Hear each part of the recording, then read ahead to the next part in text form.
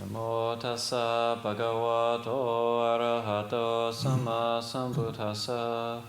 Namo tassa bhagavato arahato sama sambuddhassa. Namo tassa bhagavato arahato sama sambuddhassa. Buddhang dhammang sanghang namasami. So I'm going to read a bit more from Ajahn Maha Boowa, straight from the heart. And I really like these talks. In this particular one, he talks about his trials and tribulations practicing. And I like how open he is about his own mistakes and foibles, but also he gets into that idea of just never giving up, never throwing in the towel, and that sense of that courageous belief in never giving up, and specifically the emphasis on never giving up on oneself. So it's like that. I like the angle he comes at in terms of it's not about not giving up on trying to get something from somebody else or from some situation, but it's about not giving up on your own abilities and not giving up on yourself, finding a way forward. But it illustrates it very well in this talk.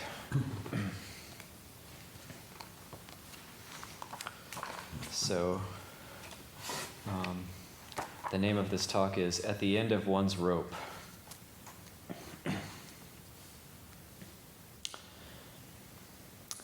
Wherever there's the religion, it's cool and peaceful. Wherever a person practicing the religion is lacking, it's hot and troubled.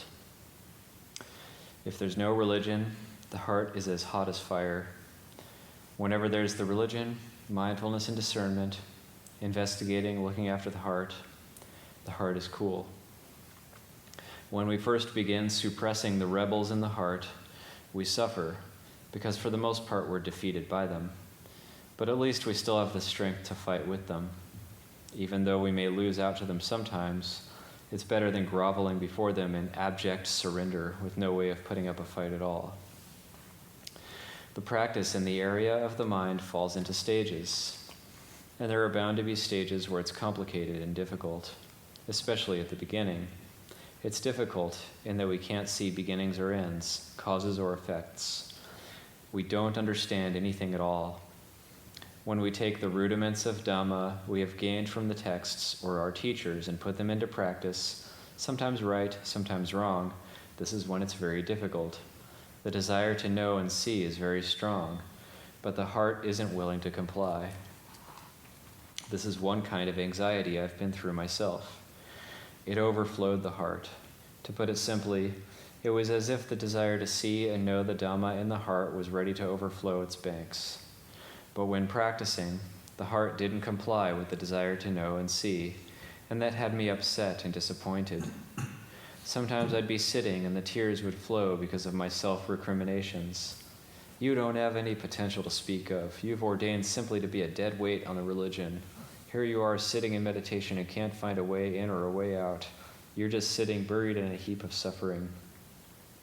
The mind would think in all sorts of ways out of self-pity, that I was a hopeless case, that I didn't have any potential to speak of, didn't have the potential for the extraordinary levels of Dhamma, didn't have any potential at all. Total confusion. Actually, my practice wasn't yet right. I was aiming at the results, the income, without paying attention to whether I was doing the work right or wrong. The desire was strong, but when it wasn't fulfilled, it caused suffering. Had I paid some attention to whether my practice was right or wrong, I might have come to my senses enough to have evaluated things, to have abandoned some of my bullheaded attachments, or to have cut back on my desires so that the suffering would have become lighter. But whenever I'd meditate, whatever I'd focus on, all I wanted was to know and see the paths, the fruitions, and Nibbana in line with what I imagined them to be. Heaven was like this, the Brahma worlds were like that, Nibbana was like this. I'd imagine, speculate. The desire was fierce. I wanted to know, to see, to gain release from suffering, but my practice wasn't making any headway. All there was simple desire, I would simply sit wanting, lie down wanting, walk wanting, stand wanting. I'd sit in meditation, wanting, but the mind wasn't working at its meditation. It just wanted. I'd be doing walking meditation, but the mind simply wanted. So much so that I'd forget what I was doing. I wasn't getting any results because there weren't enough of the causes that would bring about the things I aimed for. So how could I have reached the goal I aimed for? This is something I've been through. The work of meditation struck me as being more difficult than any other work. I'd be meditating, Buddho, Buddho, Buddho, but the desire would always be getting in the way, because I wanted to know. I wanted the mind to be like this or that, and so I'd get engrossed in my desires and forget my work of meditation until I didn't know where Buddho had gone. As a result, I didn't get anywhere at all. I was constantly feeling dreary and disappointed. This is the way things always were in the heart. But even so, this wasn't anything compared to the stage at which the mind regressed. When the mind regresses, it's really upsetting because you used to see the results. You used to gain a sense of ease, mental stillness, and peace appearing clearly as a solid foundation in the heart, but now it's deteriorated. This makes the heart really agitated, so much so that there is nothing to hold it in check. Luckily, though, in spite of my agitation, I didn't retreat. I was simply determined to see things through. I wasn't willing to retreat or slacken my effort. The reason why the mind regressed and couldn't make a comeback was the same sort of thing, desire, nothing mysterious.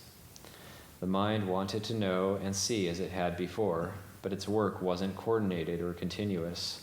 All there was desire.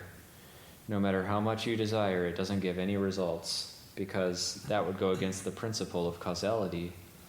If you don't make the causes as complete as they should be, how can you expect to know as you want? You can't. Sitting, I'd be agitated. Lying down, I'd be agitated. I'd go into the forest, into the mountains, when the mind had regressed, and nothing was any good at all. I couldn't figure it out. Of the anxieties I've felt in my life as a monk, the anxiety I felt during that period was the worst. I was agitated because of my desire to attain. I was upset because the mind had regressed and nothing I could do would bring it back. At first it had regressed just a little bit and then it kept regressing until it was all gone. Nothing was left, not one red cent. It was as if I had never meditated at all. When I'd sit in this state, I was as agitated as if I were on fire because of the desire. The disappointment that my attainments had floated away and disappeared, plus the desire to get them back. These two things came thronging in at me at the same time, and so were really strong. Wherever I stayed was unsatisfactory and no help at all. Even though I was suffering, I would simply keep suffering. I didn't know any way out. Even though I wanted, I would simply keep wanting. I didn't know how to get my concentration back. All there was desire. Regret for the things that had once appeared to my surprise and amazement, but now were gone. There was nothing but disappointment filling the heart, nothing but simple desire, and it couldn't bring back the Dhamma that had disappeared. Finally, I came to feel despair for everything. This was when the mind gave up on its desire. As for the results I had wanted, well, I had wanted them for a long time. As for the suffering, I had suffered immensely because of the desires, but hadn't gained anything from them. So now I wouldn't have anything to do with them. I'd throw them all out. If I was going to know, I'd know. If not, so be it. All I was after was Buddho. Whatever the mind was going to think, I wouldn't be willing to let mindfulness lapse. Get with it then. Can it really be that I'm not going to know? Whatever is going to happen, I'm ready for it. As soon as I gave up on my desires, they were no longer so fierce, and so the suffering gradually lessened. I set my mind on my work.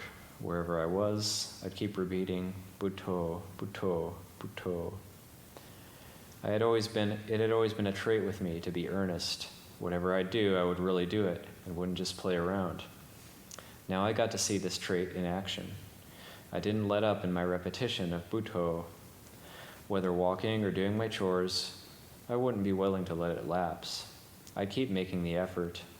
While sweeping the monastery compound, I would try to keep up my guard until the mind let its work lapse for a moment. There I was alert to the fact, and the mind got right back to work. There. Now that's the way it should be. After giving up its desires, the mind was no longer involved with the past. It stayed in the circle of the present and would do nothing but repeat or meditate on Buddho. Whether or not it would get any results would depend on what Buddho would grant. Finally, the mind became still, and Buddho was no longer necessary, so I could let go of the meditation word at that moment, and at that point the mind was willing to settle down. Before, it hadn't been willing. When the mind had settled down in stillness, there was no need to repeat the word Buddho. All that remained was simple awareness, clear and conspicuous, so the mind stayed with that simple awareness. As soon as it withdrew, I would start pumping Buddho back in. I had no hopes, because I had already hoped in the past. I had no hopes for what would happen, no hopes for what the results would be. I had already hoped in the past, and it hadn't given me any decent results at all. I had seen the harm of hopes, the sort of hollow, unreasonable hopes that won't do the work and look only for the results. So now I was going to do nothing but work, repeating Buddho without letting up, even for a moment. Once the mind had received proper nourishment and care, it became still, gradually more and more still, more and more steady, until it reached the level it had been before it had visibly regressed. What was strange was that when it reached its old level, I still abandoned my hopes. If it's going to regress, let it regress. I've had enough of trying to resist it by using desire, which hasn't served any purpose, not in the least little bit. So however the mind is going to regress, let it regress, but I won't abandon Buddho. I'm always going to keep at it. When it reached the day when it would normally regress, it didn't regress. That made me a lot more sure of the causes. So I stepped up the causes, the repetition of Buddho, even more, without stopping. I would stop only when the mind gathered in stillness. The mind became progressively more and more firm. Wherever I'd sit, it would be bright, light, completely clear. I was sure of myself. Now it's not going to regress. After 1 day, 2 days, 1 month, 2 months, it still didn't regress. Before, the mind would regress after 2 or 3 days. After 2 or 3 days, it would come down with a crash, with nothing left to show for itself. I'd have to keep trying to care for it for 14 or 15 days before it would reach its old level, and once it got there, it would stay just a day or two and then collapse in a flash, with nothing left at all. All that was left was dreariness and disappointment. Now, if it's going to regress, let it regress. I've hoped in the past, and it hasn't served any purpose. All I'm after is this, just this one thing, Buddho. Speaking of the suffering when the mind regresses, you really feel a lot of anguish, so much so that you're ready to surrender. But I was lucky in one way, in that the mind didn't retreat. I was determined to see things through, which was why I was able to bear with it, able to stay. Had the mind become discouraged, it'd be better to stop. That would have been the end of me. There would have been nothing more to tell. From then on, the mind kept progressing. Month after month, it became more and more stable, more and more firm. As for my meditation word, I wasn't willing to let up on it. This kept up until the mind was always prominent. That was when I let the meditation word go. In other words, the awareness of the mind was pronounced, and that was enough for the mind to depend on. So there was no need to rely on any meditation word for further support. The mind fully knew itself and could sustain itself. At this point, I didn't have to repeat any meditation word because the mind was prominent at all times. I would focus right there. Wherever I went, I focused right there.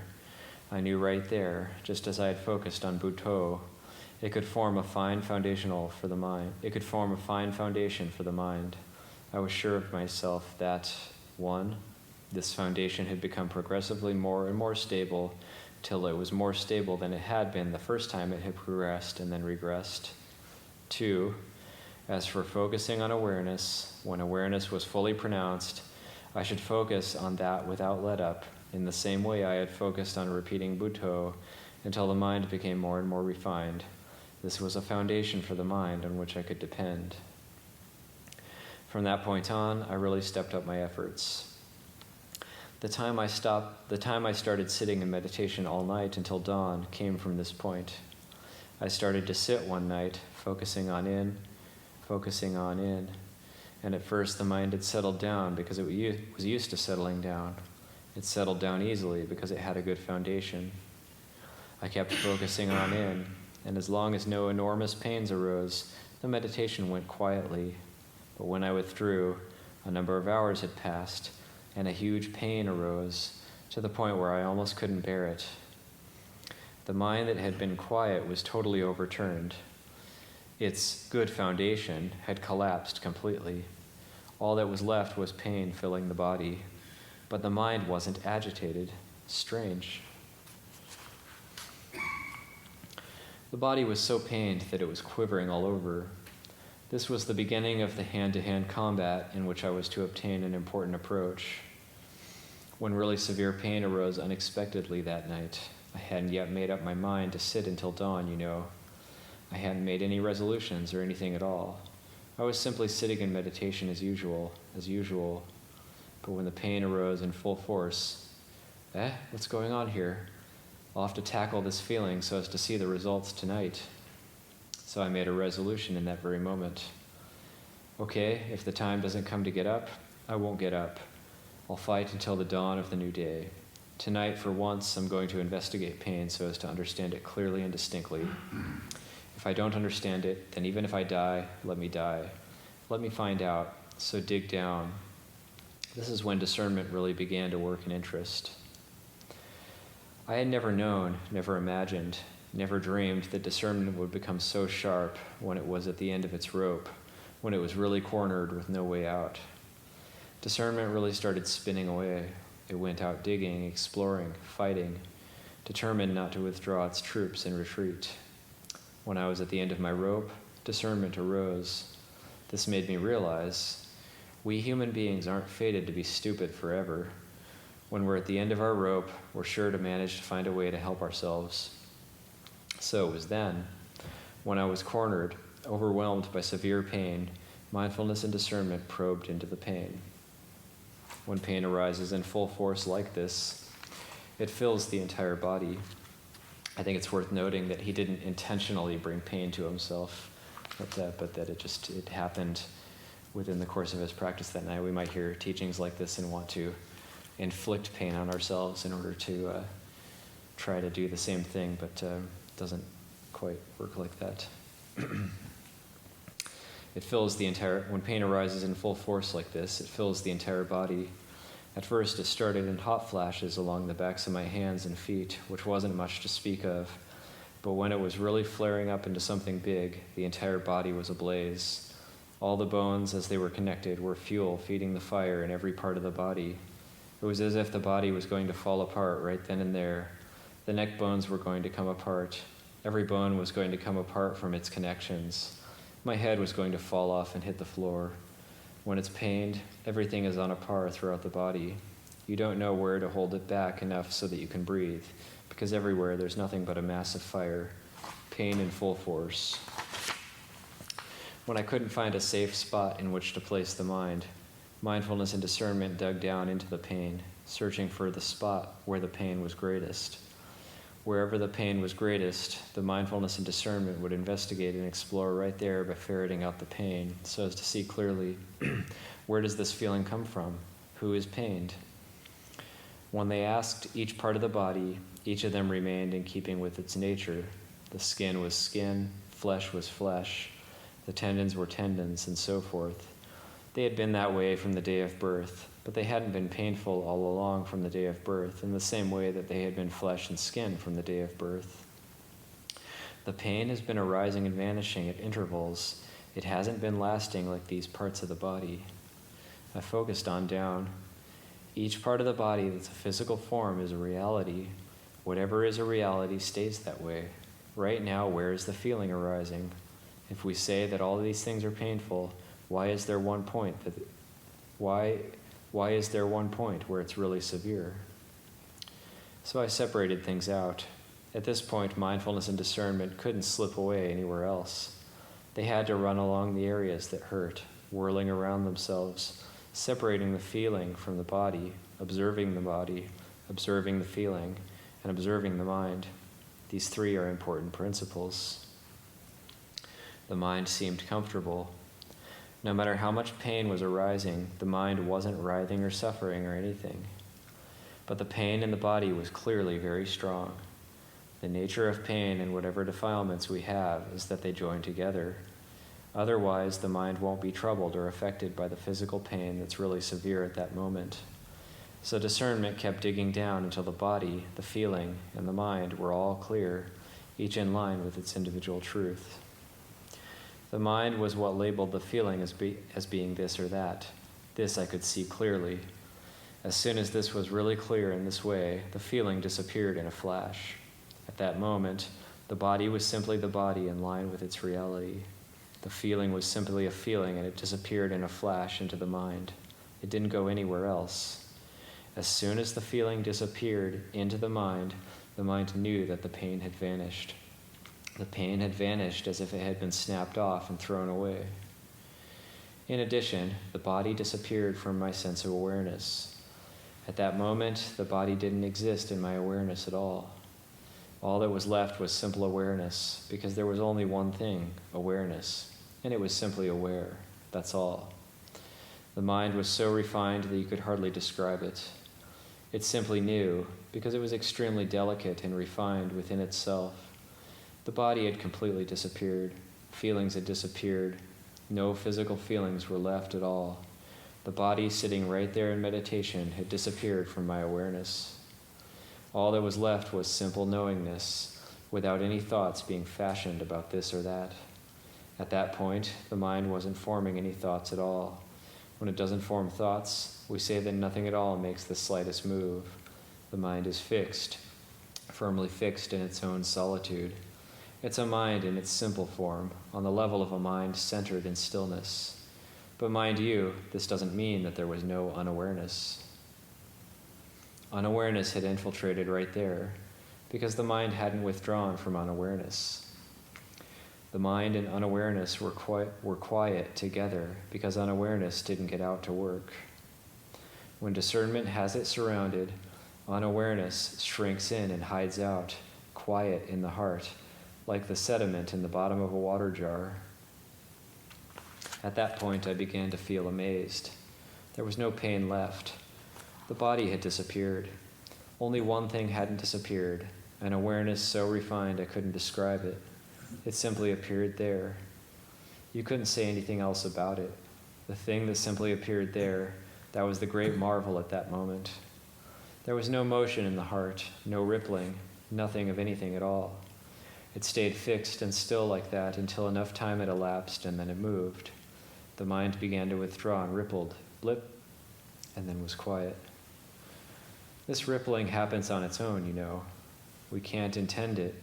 If we intend it, the mind withdraws. What happens is that the mind has had enough of its own accord. When it ripples in a blip like this, it's aware of the fact. As soon as the blip appears, it vanishes. After a moment, it ripples, blip, again. It disappears in the same instant. Then the rippling gradually becomes more and more frequent. When the mind withdraws after having fully settled down to its foundation, it doesn't withdraw all at once. I could clearly see this at that moment. The mind rippled slightly. A sankhara formed in a blip and then disappeared before it had amounted to anything at all. It rippled, blip, and disappeared right then and there. After a moment it rippled, blip, again. Gradually it became more and more frequent until finally I came back to ordinary consciousness, to the ordinary level of the mind. I was aware of the body, but the pain was still gone. When the mind came back out, there was still no pain. It was still quiet until time came for the pain to reappear. This is where I got my standard and my certainty. I realized that I had arrived at a basic principle in contending with pain. So this is how it is. Pain is actually something separate. The body is separate. The mind is separate. But because of one thing, delusion, all three converge into one, and the whole mind becomes delusion. The whole mind is the one deluded. Even though pain may simply arise in line with its own nature, if we grab hold of it to burn ourselves, it's hot, because our labeling makes it hot. After a fair while, the pain returned, so I had to tackle it again without retreating. I had to dig on down, exploring again as I had explored before. But this time I couldn't use the tactics I had used in investigating and remedying the pain last time around. I needed fresh tactics, newly devised by mindfulness and discernment so as to keep up with events. It was just pain just the same. But the tactics simply had to be pertinent to the moment. I couldn't remedy matters by holding to the old tactics I had used to investigate and know in the past. They had to be fresh, hot tactics, devised in the present to cure the present. The mind then settled down firmly in stillness as it had done before. In that first night, the mind settled down 3 times, but I had to go through 3 bouts of hand-to-hand combat. After the 3rd time, dawn came, the end of the final showdown using reason with real mindfulness and discernment. The mind was audacious, exultant, and had no fear of death. However great the pain may be, that's its own ordinary business. As long as we don't enter in and load ourselves down with it, pain has no significance in the heart. The mind knew clearly that the body has no significance in terms of itself, in terms of the feeling, or in terms of us, unless the mind gives it a significance, then gathers in the suffering to burn itself. There's nothing else that can come in and make the mind suffer. Getting up that morning, I felt audacious in an extraordinary way. I wanted to tell Venerable Acharya Mun of my knowledge and capabilities. This was because I felt daring in a way hard to describe. How was it that things could be so marvelous like this, in a way I'd never encountered before? Ever since I had begun meditating, nothing like this had ever happened. The mind had completely cut off all connection with any objects and had gathered within itself with real courage.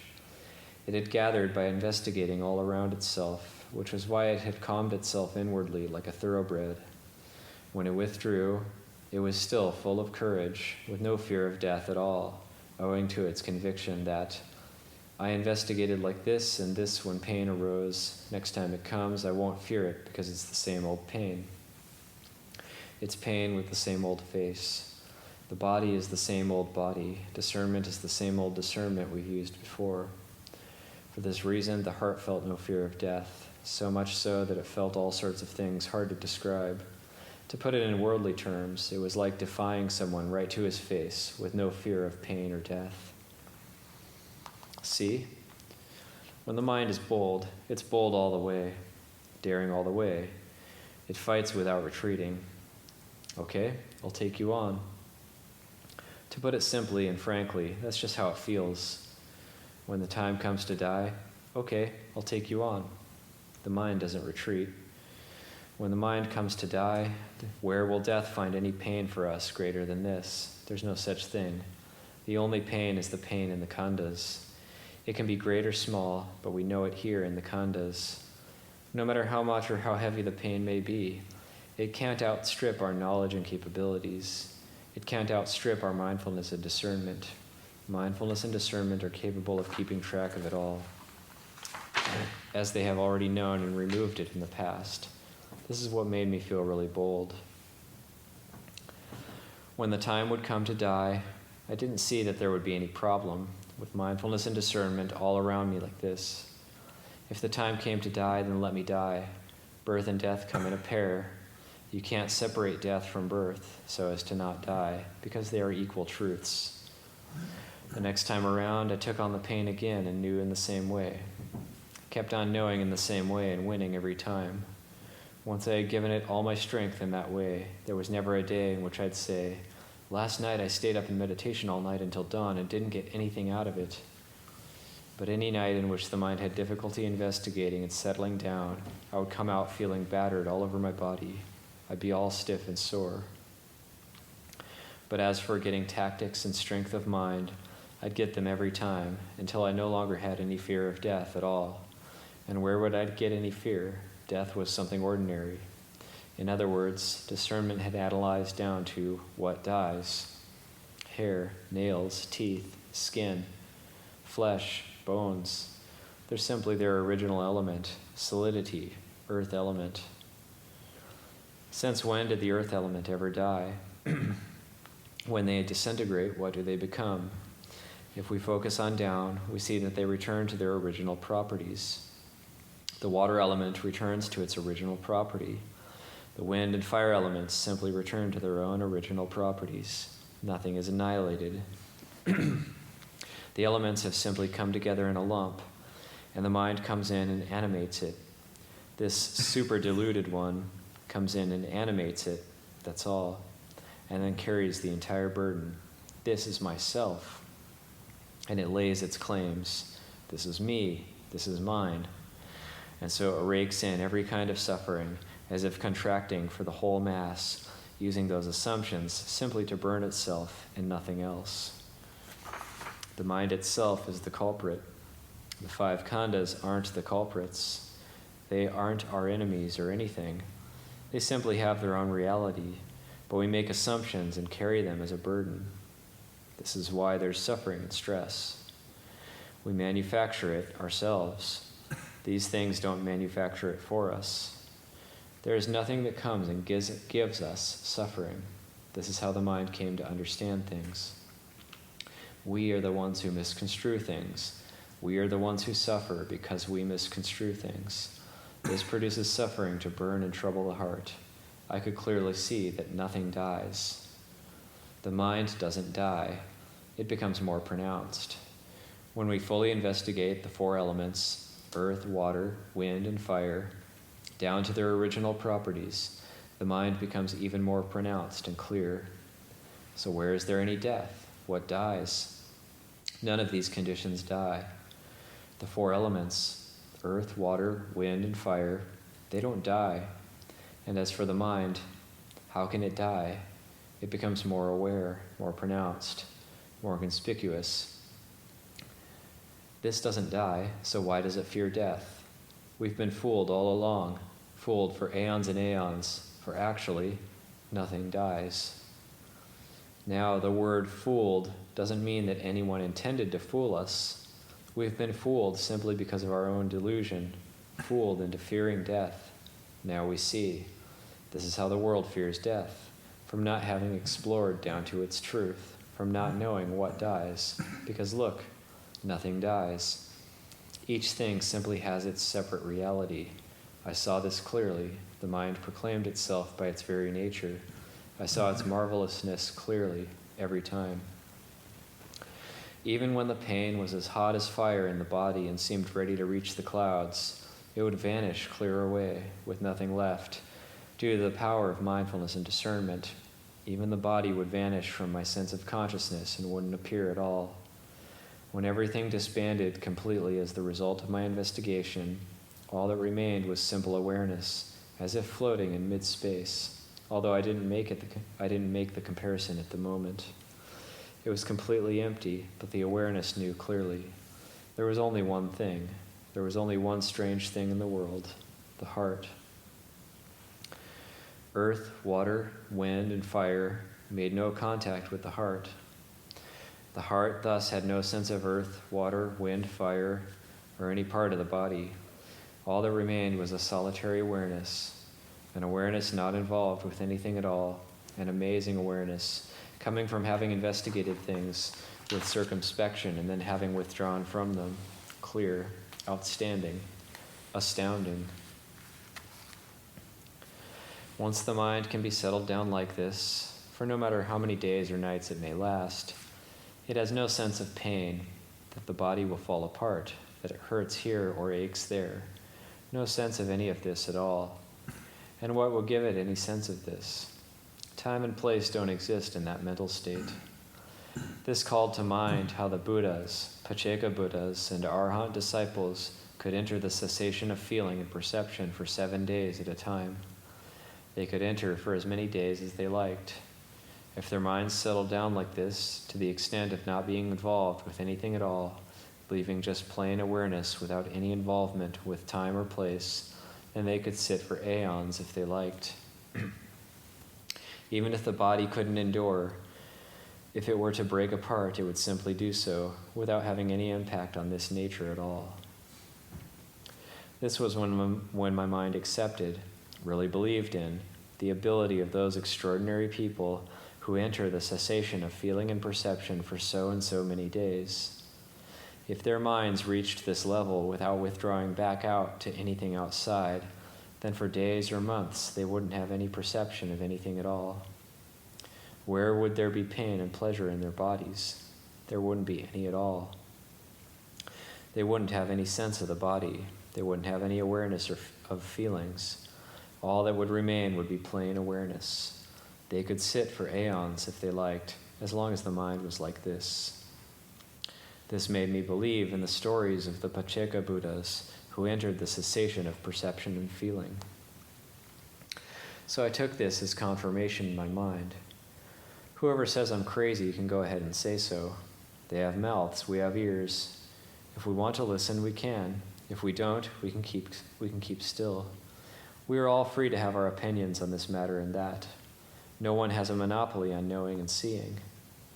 Even though I didn't sit for a long time, the state of mind that had grown still to that extent for a spell of time, was enough to serve as confirmation of those who entered the cessation of feeling and perception for long periods of time, because it had the same characteristics. Not involved with anything at all. The body would simply be a body.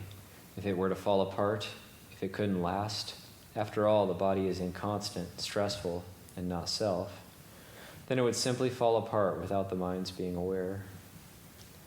This is a level attained through mindfulness and discernment. It's a level where discernment fosters concentration.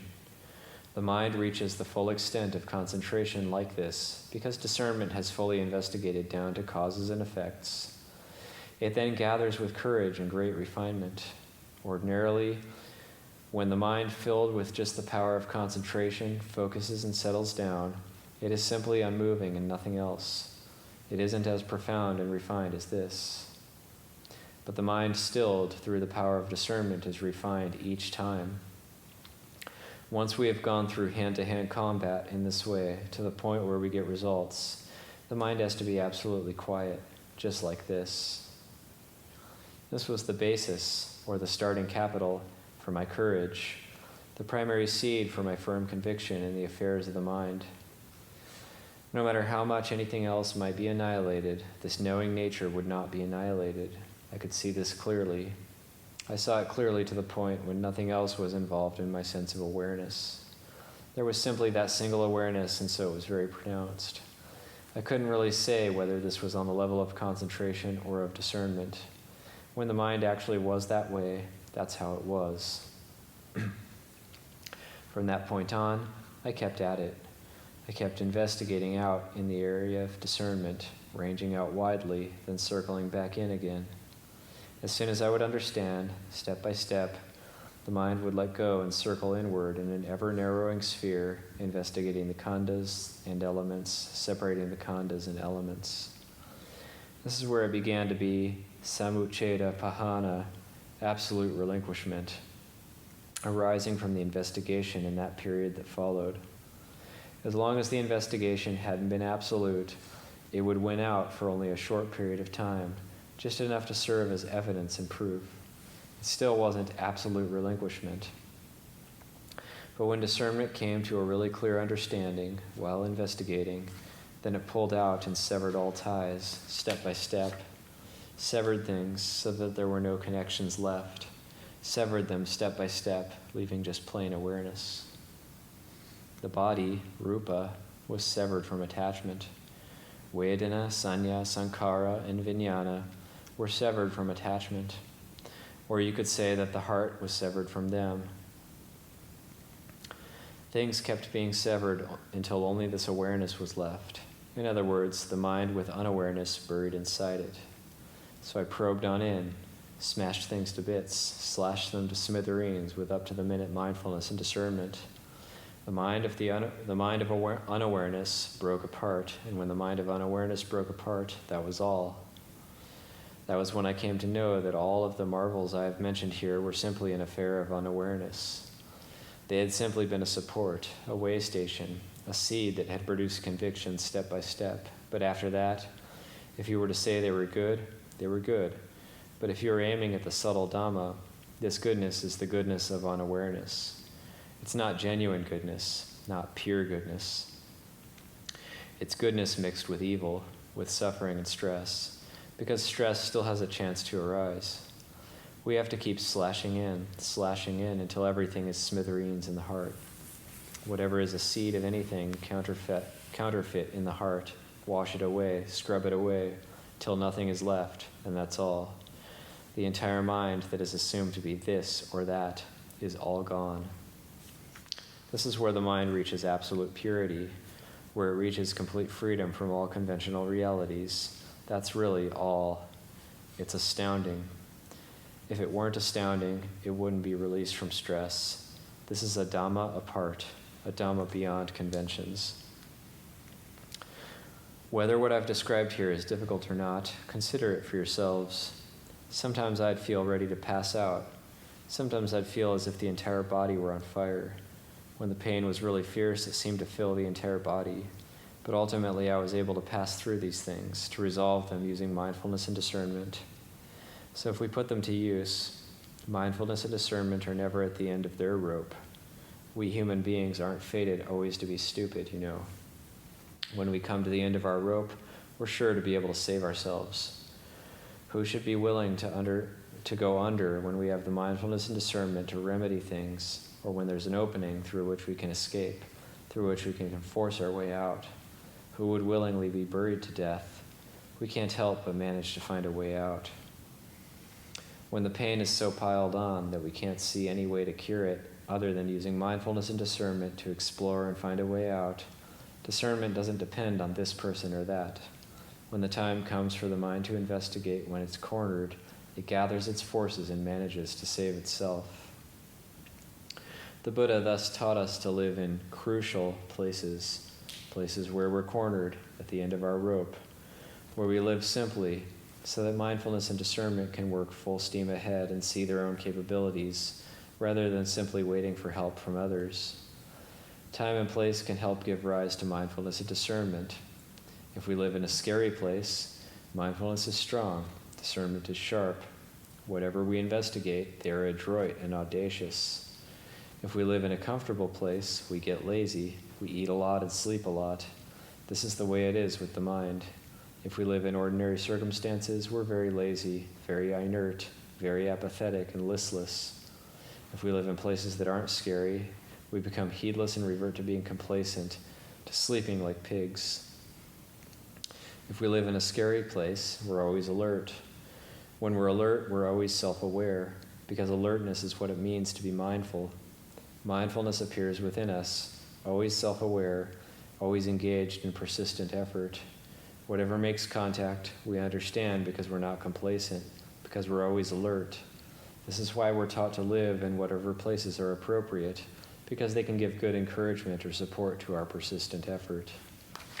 If we have comfortable huts in which to live, as we have here, everything cares for our every need.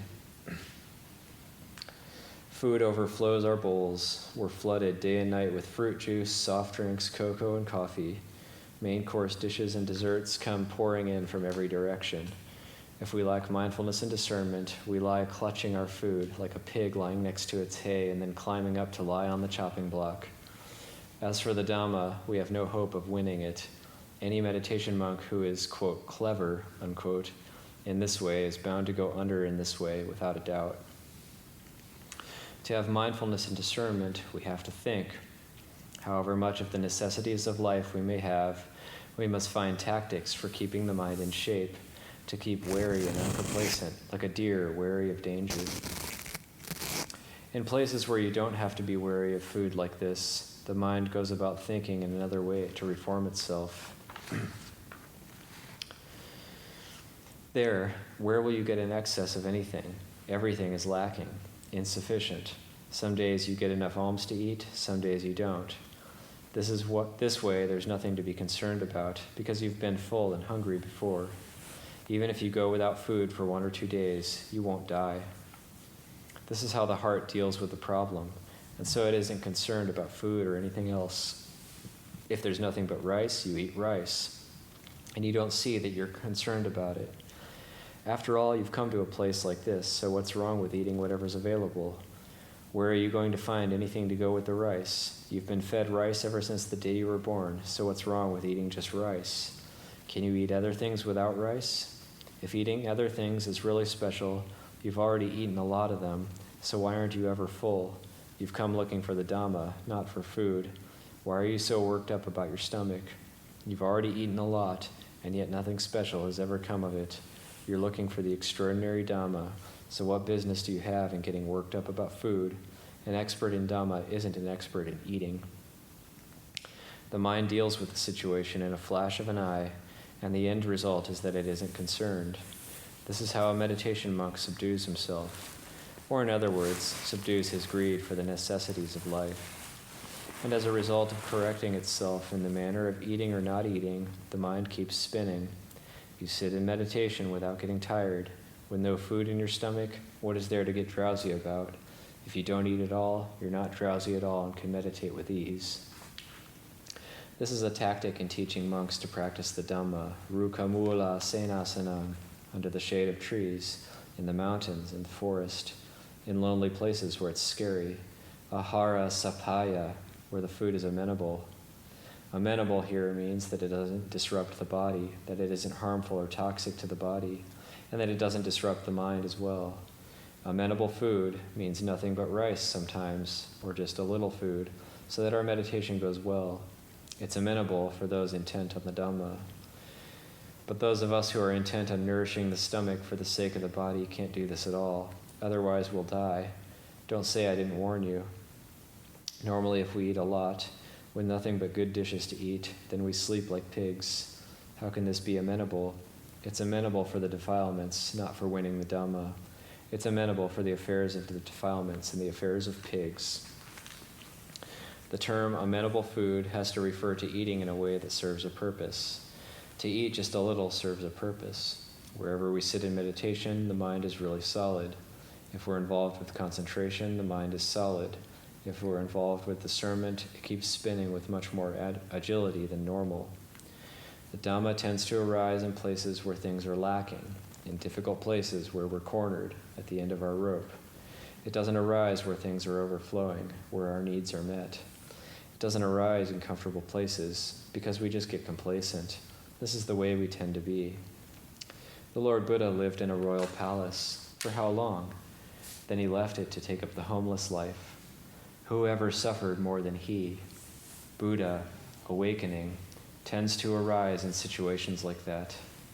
His disciples came from all sorts of families, the families of kings, financiers, landowners, listen to this, wealthy people. When they went out to become sons of the Sakyan, sons of the victorious Buddha, how did they live? If we're going to die, then we die. We're not going to worry or be bothered with anything at all except for the Dhamma. There, they gained the Dhamma in difficult places, just like the Buddha. So which way are we going to take? The Buddha has already shown us the way. The Dhamma arises in that sort of place, in tight spots where things are difficult. The Dhamma arises from a heap of suffering. If there's no heap of suffering, then mindfulness and discernment don't arise. If we don't think, we don't gain mindfulness and discernment. The Dhamma doesn't appear. If there's a lot of stress, it's a whetstone for discernment, which probes for clear insight into the affairs of stress. This way we can live through it and come out superlative people. Evang. Any questions?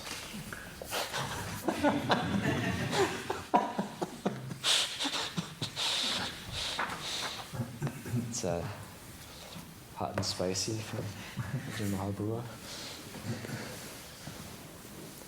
tomorrow I thought it'll be the last reading tomorrow, so, and with some suttas and maybe something else. But then the day after tomorrow, it won't be a reading. But I thought we'd do like a forgiveness ceremony, a short ending talk maybe. The day after tomorrow, that'll be the close of the retreat. This awareness that he's speaking of, what if he perceived as like an awareness element and like the elements collapsing in on each other to reach that state of awareness, like earth element collapsing into water, into fire, air, space, and then into like awareness? I think because the awareness is so refined that it's awareness in and of itself, and it's like you can't even really say it as an object at that point. I don't know if it's like the elements collapsing in, but the way he says it more, it's like they just there's no perception of them, like they disappear, or the perception of them disappears. But the awareness, he talks about awareness in and of itself, and that's a very refined and very profound state. So, Paul? Yeah, no, I would say that's the case. That it's not that at one there's no set pattern. That's important, but it's also that what happens is the awareness tends to stand out and other things fall away, so that the perception of elements or perception of body or even perception of thought and memory, it's sort of like the awareness starts to be more prominent, or starting to stand on its own. He uses the word prominent many times in that talk. Yeah. That's how the mind becomes. Yeah. I like how he made the point of like mindfulness of discernment. This talk really describes well what discernment is, because, like he said, when he had that battle with pain the first time, and then he went into a deep state of samadhi, and then he comes out and the pain is there, but he couldn't go by memory. He couldn't go by memory to gain insight into the pain that then arose after that in the present. But discernment was a faculty that responded in the present based on the present. So I think that's super important. He couldn't say like, well, I did this an hour ago and it worked, because like that would be using memory. But rather he's saying this is what's in the present, and then discernment is it's not like you got the question right on the multiple choice and it was that question before and you filled in that dot, and now you're going to fill in the same dot again because it's pain. And pain, when pain arises, you do this, you fill in that dot. But that's why it's like, it's not like there's a clear answer. You do this every time, but you respond in the moment. I love that. That's what I get from that teaching.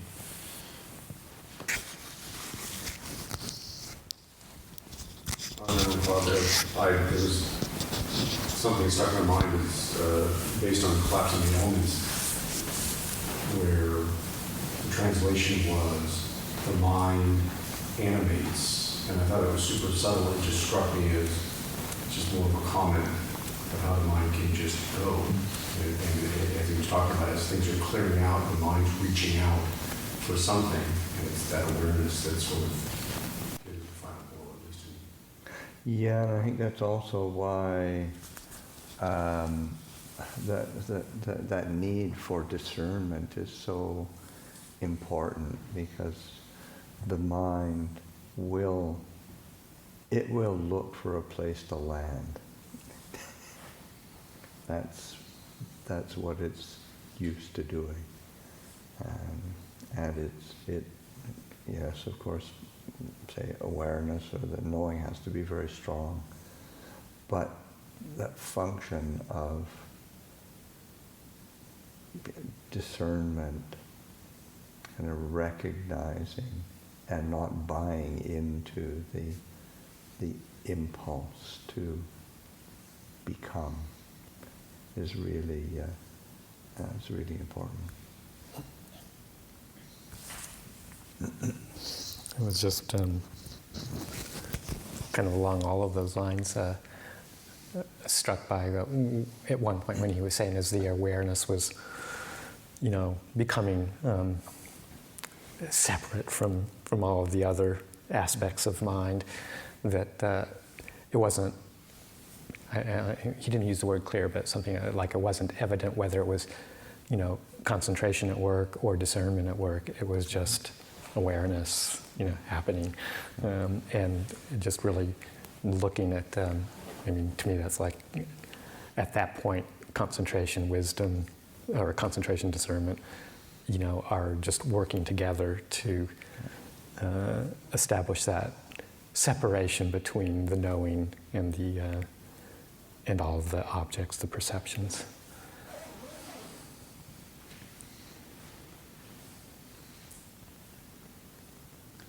Yeah, and at a certain point, because there's been a lot of controversies around Ajahn Maha Boowa's teachings, saying the mind doesn't die and so on. And when somebody's talking from their experience like that, it's all just semantics. It's just taking words and arguing over words, because obviously, experientially, his experience is matching. Say he's talking about these things that the Arhants in the time of the Buddha were talking about, but it's how to verbalize your experience. How can you possibly do that? Yeah, no, that's just the fact of trying to express it, that it's difficult. Yeah. Impossible, really. I think that's why he keeps coming back to marvelous, astounding, amazing, unbelievable. Yeah. Yes. Yeah, that's one of the things that Ajahn Maha Boowa he can be kind of seem like a real,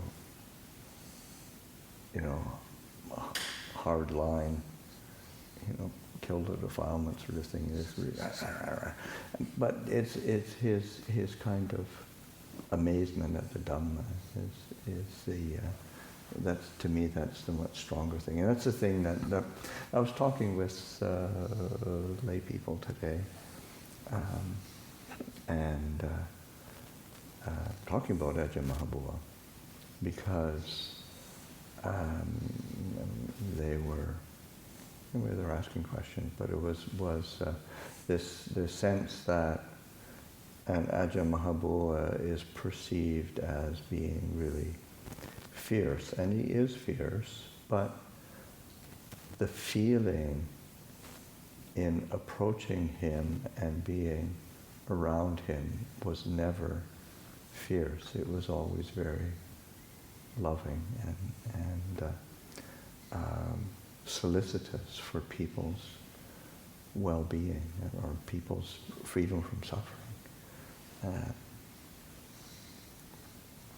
And as a personality, he was, kind of over the top, but it was as a his kind of, the affect was always one of compassion.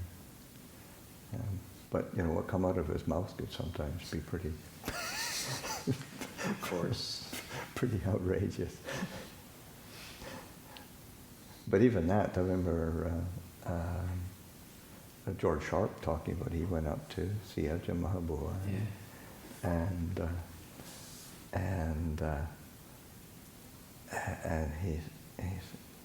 and he just come from Wat Pah Pong, and he was, and they had to, because Ajahn Panyawado was part of the English Sangha Trust and had was very much a part of it, and part of the financial bit of English Sangha Trust, and needed to. And Ajahn Maha Boowa had been to England before, and so getting permission and the blessings from both of them to but anyway, that Ajahn Maha Boowa, he can be pretty, barking and George said, I don't understand. Why are you so so fierce and so rude sometimes? Didn't you use the word rude? Rude, yes. Why are you being so rude? Why are you so rude? Yeah. And Ajahn Maha Boowa, he just sort of burst out laughing. He said, it just comes out of my mouth. It's just my personality. This is my personality. I can't do any better than this.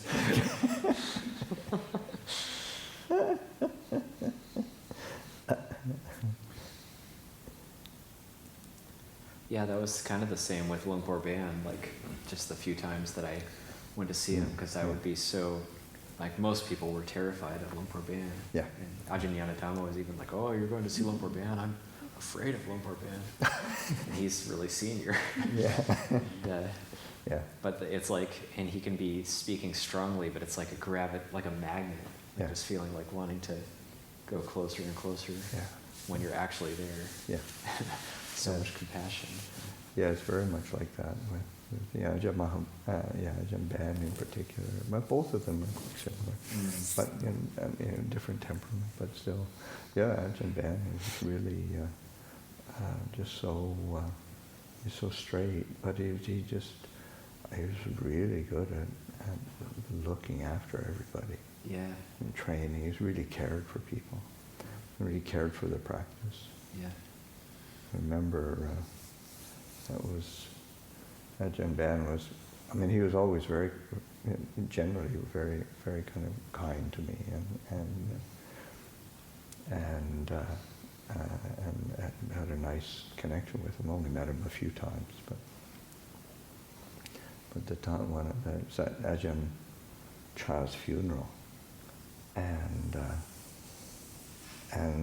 he showed up completely unannounced the night of the funeral, and I heard over the radios, because I had a kind of radios, and that he'd shown up, so I bolted out to the jetty and helped to receive him, and then we were chatting and talking, and he was asking how I was doing. I said, it's been a lot of work to do this. I've been really busy, and I'm kind of fried, and then I think maybe after the ceremony was over, I think I'll take a break. Maybe I can come up and spend a bit of time with you.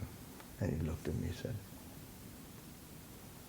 no, you don't need that. It's all here already, and you know that. He didn't give me any space. It was really sweet.